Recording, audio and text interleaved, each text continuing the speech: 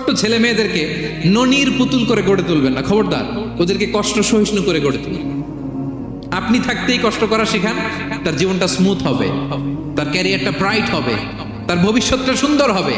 ছেলে মেয়েরা কিছু চাইলেই সাথে সাথে দিবেন। অনেক বাবা মা আছে এত আদর করে, এত বেশি আহ্লাদ করে, যা চায় তাই দেয়, পরে হিতে বিপরীত হয়, ঠিক কিনা?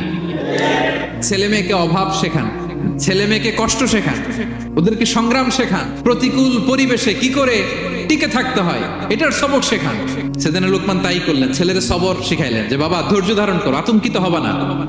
জীবন এটা সহজ নয়, জীবন চলার পথ সহজ নয়, এটাকে সহজ করে নিতে হয়। কখনো সবর করে, কখনো ক্ষমা করে, কখনো অন্যকে ইগনোর করে, কখনো দোয়া করে, কখনো আল্লাহর উপর তাওয়াক্কুল করে, ঠিক কিনা? ছেলে মেয়েকে আদর করে বোঝাবেন, বাবা এখন তুমি বাবার হোটেলে খাও, মায়ের হোটেলে ঘুমাও। সারা জীবন এমন চলবে না, দুনিয়াটা বড্ড কঠিন, এখানে কেউ কাউরে জায়গা করে দেয় না, নিজের জায়গা নিজেরই করে নিতে হয়, ঠিক কিনা? ছোটবেলা থেকেই তাকে দৃঢ় মনোবলের করে তুলতে হবে যে বাবা দুনিয়াটা এত সহজ নয়, এটা সহজ করে নিতে হয়। This is the life hacks. এই লাইফ হ্যাক গুলো আপনি শেখাবেন, লাইফ লেসন গুলো শেখাবেন। ধৈর্য ধরো, সৎ কাজের আদেশ দাও, মন্দ কাজের নিষেধ করো। এগুলো করতে গেলে একটু বাধা বিপত্তি আসবে, কিন্তু শেষ হাসিটা তুমিই হাসবে, ঠিক কিনা? বিজয় তোমারই হবে। কি বলেন?